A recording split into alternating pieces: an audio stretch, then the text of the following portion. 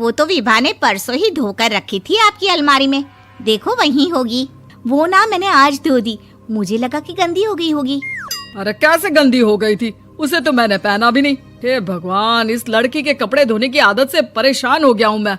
जितना तो घर में राशन नहीं आता उससे कहीं ज्यादा डिटर्जेंट पाउडर का खर्चा है।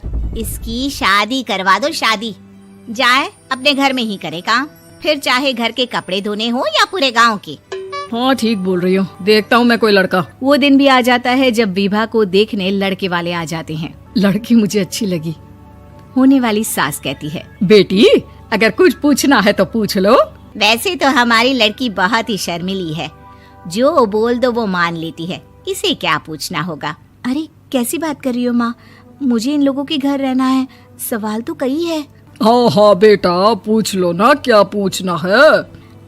आप लोगों के घर कपड़े कौन धोता है? सास का मुंह बन जाता है। देखो अगर तुम ये कहना चाहती हो कि तुम्हें कपड़े धोने नहीं आते तो सुन लो, कपड़े मैं ही धोती हूँ, लेकिन तुम्हारे आ जाने के बाद मैं रुमाल तक नहीं धोऊंगी। अरे चुप रहना भाग्यवान, बहू बेचारी घर आई नहीं, उसे डराना शुरू कर दिया। वो क्या है ना बिटिया, अभी तक तो ये कल्लू की माँ ही धोती थी, लेकिन अब तुम्हारे पापा तो दहेज में वॉशिंग मशीन देंगे ही। तभी विभा की माँ बोल पड़ती है, सवाल भी पूछा तो क्या। वैसे भाई साहब, मशीन की तो फिर भी कपड़े धोने की कैपेसिटी होती है, मतलब जो बिटिया दे रहे हैं ना विभा, इसे कपड़े धोने का बहुत शौक है। ये आप लोगों के क्या आस पड़ोस गांव मोहल्ले सबके कपड़े धो दे और उफ तक ना करे। बाहर देखा नहीं आपने कितने कपड़े सूख रहे हैं, सब हमारी बिटिया ने ही तो धोए हैं। बस भी करो ना माँ, शर्म आ रही इतनी तारीफ सुनकर।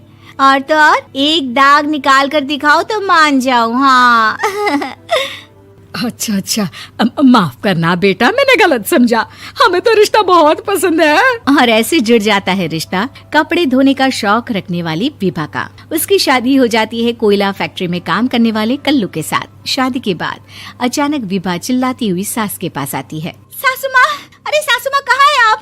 ये तो धोखा है, धोखा दिया आप लोगों ने मुझे। इसे ससुर के चक्कर के बारे में पता चल गया।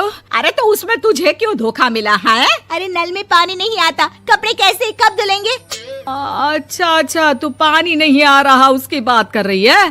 तो आपने क्या सोचा? कुछ नहीं। अच्छा तेरी माँ ने कहा था कि कपड़े धोने का शौक है तुझे, याद आया मुझे। शौक शौक बोलकर कपड़े धोने वाले मेरे जुनून को कम ना आके सासू माँ, कपड़ा धोना मेरा गुरूर है। तभी पति भी वहाँ आ जाता है। अभी अभी मैंने इसे सनी देओल की फिल्म दिखाई है, उसी के डायलॉग मार रही है माँ। अच्छा सुन, साफ साफ बता रही हूँ, पानी सुबह 4 से 6 और शाम को 10 से 12 आता है, समझी? विभा टाइमिंग सुनकर हैरान हो जाती है। ये क्या भूतों का मोहल्ला है? सुबह 4 बजे उठकर कौन कपड़े धोता है? 4 बजे टंकी में पानी जाता है, फिर सारा दिन धोना ना, किसने मना किया? अरे कैसी बात कर रही हैं? 200 लीटर की टंकी में कितने कपड़े धो लूंगी मैं, सुबह ही उठ जाऊंगी मैं। अब क्या था, विभा सुबह 4 से लेकर रात के 12 बजे तक कपड़े ही धोती रहती। एक रोज सास पड़ोस से निकलकर कहीं जा रही होती है कि साथ वाली कहती है, हाँ कल्लू की माँ, जरा ये बताओ कि 2 साड़ी है, 2 ब्लाउज और एक पेटीकोट और एक नाड़े वाला लंबा कच्छा। हाँ तो? अरे तो क्या, कितना लोगी धुलाई ये बताओ। धोबन दिख रहे हैं हम क्या? हमारे पति सरकारी नौकरी से अभी अभी रिटायर हुए हैं और बेटा सुपरवाइजर है कोयला फैक्ट्री में। धोबन समझ रखा है हमें। हाय रे कल्लू की अम्मा, माफ कर दो, वो तो मोहल्ले में यही सब बता रहे थे कि तुमने बहू को कपड़ा धुलवाने के काम में लगा दिया है। सास को पड़ोसन की बात सुनकर गुस्सा आ जाता है। वो घर पहुंचती है जहां घर के बाहर ही इतने सारे कपड़े सूख रहे होते हैं जितने कि किसी धोबन के घर पर। अरे ओ कल्लू की दुल्हन, बाहर निकल। माँ जी यहीं आ जाओ, बाथरूम में चादर धो रहे हैं हम। अरे अभी हम धोते हैं, तुमको बाहर निकलो। ये आस पड़ोस वाले बोल रहे हैं कि हम बहू से कपड़े धुलवा धुलवा कर उसे कपड़ा धोने वाली बना दिए हैं। अरे छोड़ो ना माँ जी, किन लोगों की बातों में आती हो? आस पास के लोगों का तो काम ही होता है कि वो किसी तरह सास बहू को लड़ा दे।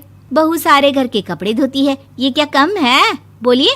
सास को भी लग जाता है कि वो बहू का ये सनकीपन नहीं छुड़वा सकती, इससे अच्छा है कि खुद ही चुप हो जाए।